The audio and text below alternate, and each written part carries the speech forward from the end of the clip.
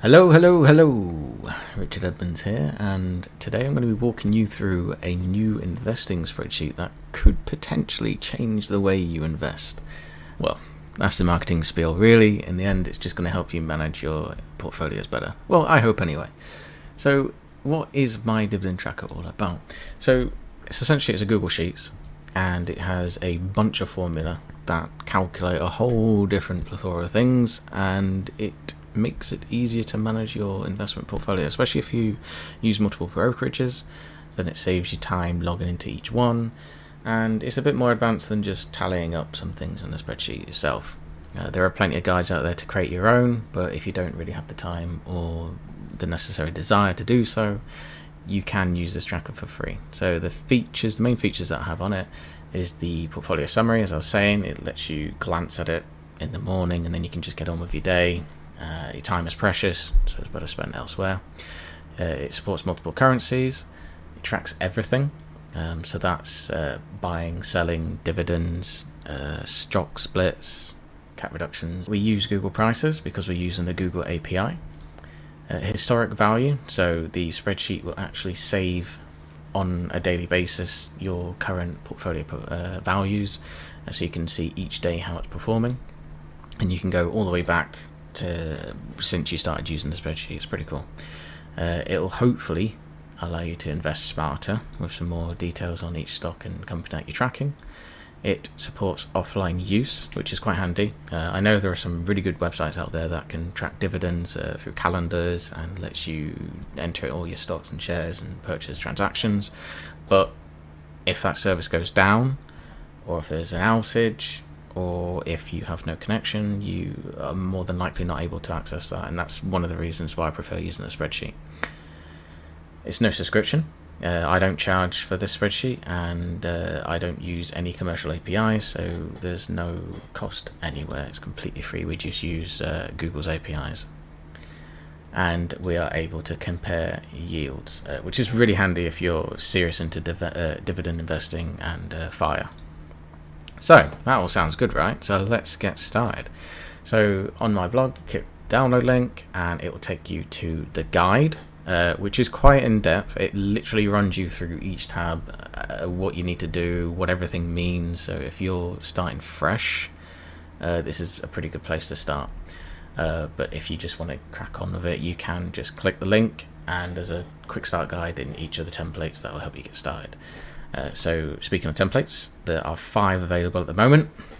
One's for British investors, Canadian investors, European investors, Polish investors, and American investors. The only difference between these templates are the native currencies, so Great British Pounds, Canadian dollars, Euro, and so on. Maybe you can choose any one, it doesn't really matter. You can alter the formula, alter the currencies, and add more markets. It's entirely up to you.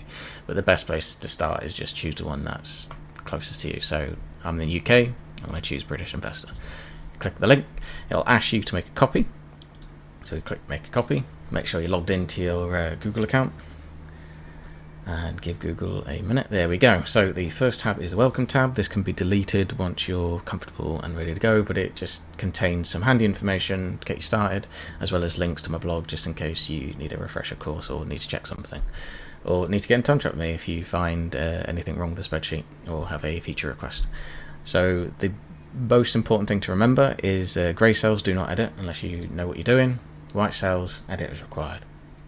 So I'm just pretty much going to go through everything here in this video format, but it should be easier to follow. So the first tab is the summary tab. This is the most important one because it's the one that you're going to be looking at the most. And when you're not actively trading or buying or selling stocks, you are going to be viewing this page on a daily basis, weekly basis, monthly basis, however often you want to see how your portfolio is performing. So these are the totals of all your markets, securities of all the markets that are exposed to, the cost and how much we've invested in, the current value, the unrealized gains, percentage, realized gains, dividends collected so far, the estimated annual dividends that we're set to receive in each market, and the dividend yield. Then everything's displayed into these graphs, which I'll go into more detail in a bit. But the first thing you want to do is click on one of these market tabs. For the British template, we have EU, UK, US. For the Polish template, you'll have Poland, EU, UK, US, Canada. You'd have Canada, US, UK, and EU, I believe. But you can add more markets if you want. So say you want to invest in or have some stocks in the Hong Kong market, for instance, you can add a market for Hong Kong and make the necessary formula changes elsewhere in the data tab and in the summaries tab to then have that data reflected. I've got information on this on my blog, which you can check out if you want to do that. But for now, we're going to keep things easy and simple and click on UK, because the first stock we're going to add is from the UK. We're going to add a dividend stock. This is not important. It's essentially just for you, so you can archive stocks if they are no longer listed, or if you just want to have them for tracking purposes. Dividend, obviously a dividend focused stock, growth stock, something like Tesla, or storage, which can be anything like a Bitcoin or another security that you want to store money in. So we're going to go dividend. The stock we are adding today is Barratt Developments, which is a UK based house builder. And the ticker, which is the ticker symbol used for the stock, is a London BDEV. You can get this information by Googling it. So I have here Barratt Development stock, and then it has there London BDEV. Just beware that sometimes it has a space there. You do not want the space there, otherwise it can cause issues like so. And then everything disappears. So you want to have everything joined together, and then it pulls down everything. So the industry is industrials. Last dividend is the most recent payment that they've made to shareholders. So for Barratt Developments, it's not actually 25p, but the reason I do it this way is because they make a payment on a semi-annual basis, and they're not the same, and they're quite far apart, so it's easier to add them both together and then just have that as the annual dividend payment. It makes it easier to track.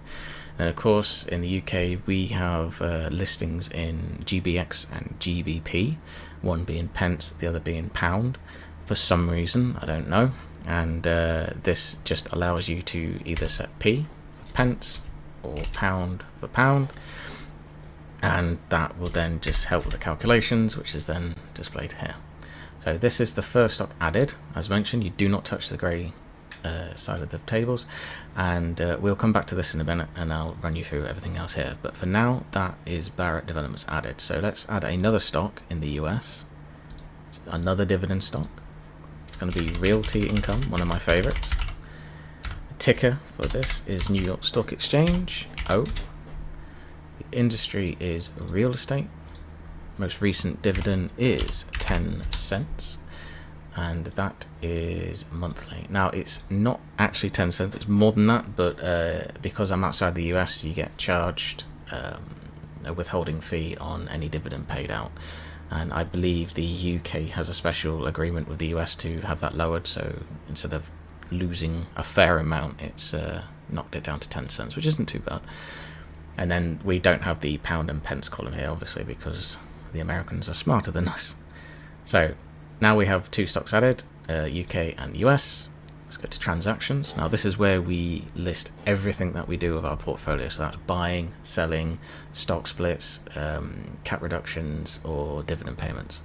So you want to put the date in of when you made the transaction, which was 23rd of February in this example. Type is buy, then you have cap reductions, dividends, sells, and split. So just depending on what the transaction is, it's a buy.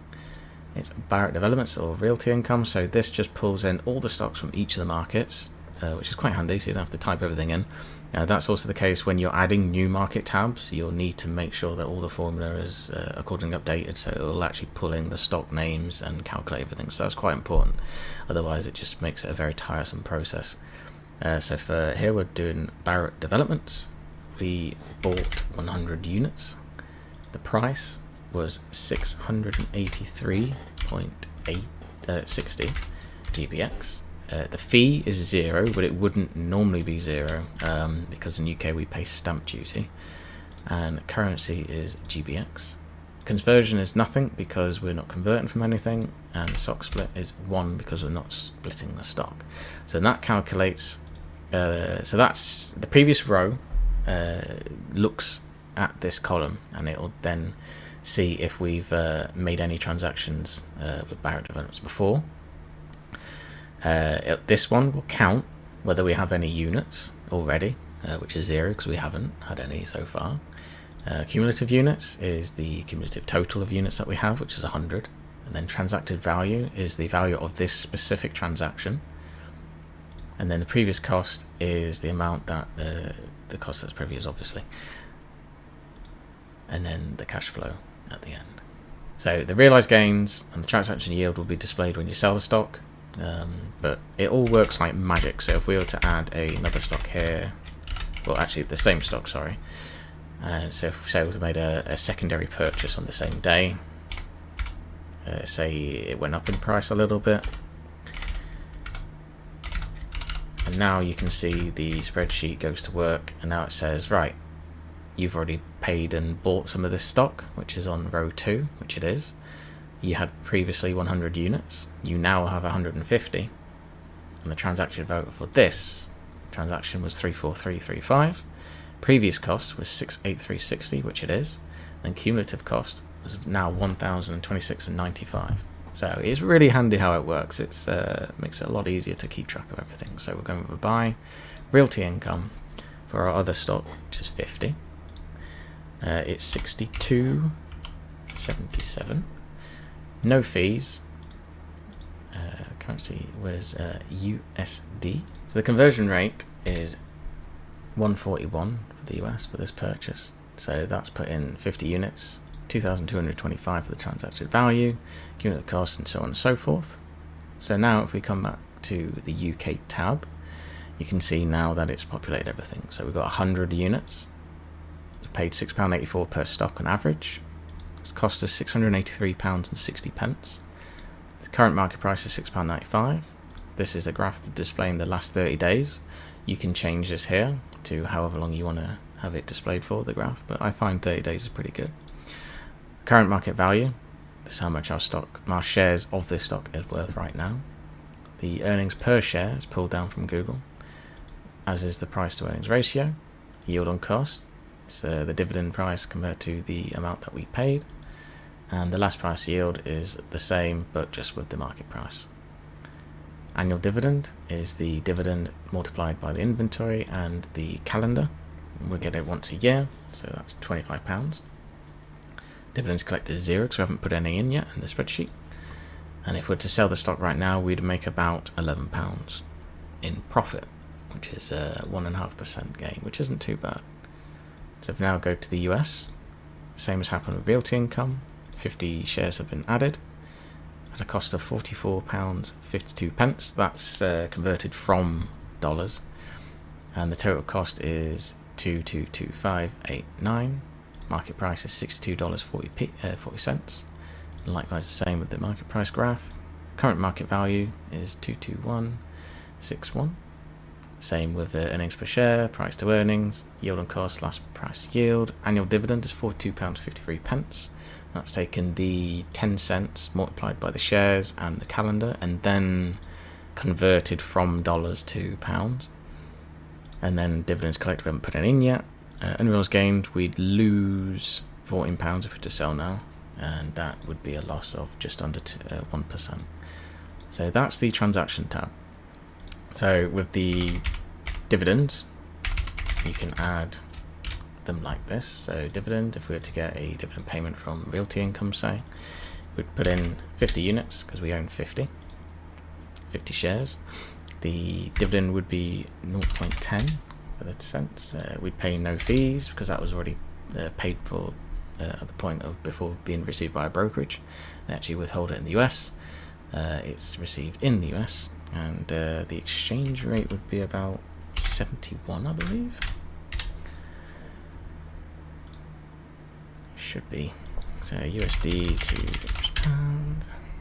Yeah, about 71. So that will then work out as £7 for that month, which isn't too bad. That's quite good.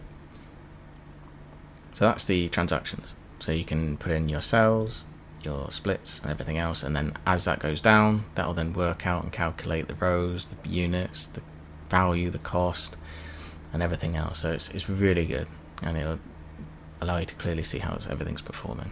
So the next tab is history. So this is where you can activate a script that will run every day at the time of your choosing. It's usually best to do it at midnight local time. And all this will do is literally copy this from your portfolio summary page and put it here.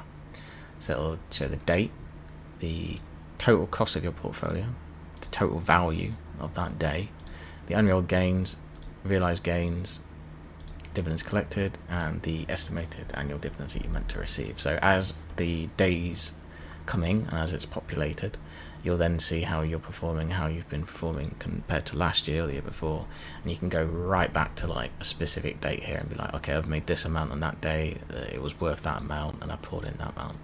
So it's really handy. The only thing to note is the script that runs and copies the data here will copy it to here for the first column, first row, sorry. It's best to just let it keep doing that until it gets to about here, about 35, and then you can just copy and paste it so it fills up here, so then the next day will be located here. It's just a limitation of it because the script checks for the next empty row and then copies the data there, but of course we have this here. It thinks that this is where it's where it should start pasting in, which is not what we want. So that's just something to bear in mind if you check this and you have a massive gap here and you're wondering why. But anyway, speaking of which, this is what's causing the issue, which is our dividends and realized gains tracker, which tracks everything per year on how much we receive from transactions and dividends. So because we put in the dividend payment for realty income, we now have £7.4p for dividends collected in 2021 in February, and each month depending on your transaction. So as you add more in, it will then populate this chart here, and this color is a gradient. So the higher the dividend of a month, the darker the green, and that'll be a way to show like how you're progressing. If you're earning more per month, then you'll see a steady gradient increase to a darker color. So it's quite cool to see that. Speaking of dividends, this will now have been added here to our US tab. So now you can see here dividends collected £7.4p, and then that will have made our loss a little bit easier to swallow because that's now subtracted from the unrealized gains. So it's only £5.87 now. So that's the transactions and history tab. The data tab is where the magic happens. So firstly, you can check the version of the spreadsheet that you have. I semi-regularly release updates to it, minor fixes and changes, but anything major I'll put on the blog and I'll bump up the version, then you can check to see what's new compared to the version that you have. Now this is where the stocks are pulled in for the transactions tab, so it makes it easier to handle, and then the next column just essentially sorts it alphabetically. These are the calculations for each stock depending on the security. So that's a UK stock, so that's 683.60, and then that's the total. And then these are the conversions. So the current conversion rate's pulled down from Google, which is then used for some of the calculations. So like the annual dividend, which is actually put in on dollars, but then it's converted to pounds. Your local currency, so that will be the same in US and Canadian and Polish templates. The next section is for the just some drop-down menus that you can select on the transactions tab, and the same for dividend calendar in the market tabs.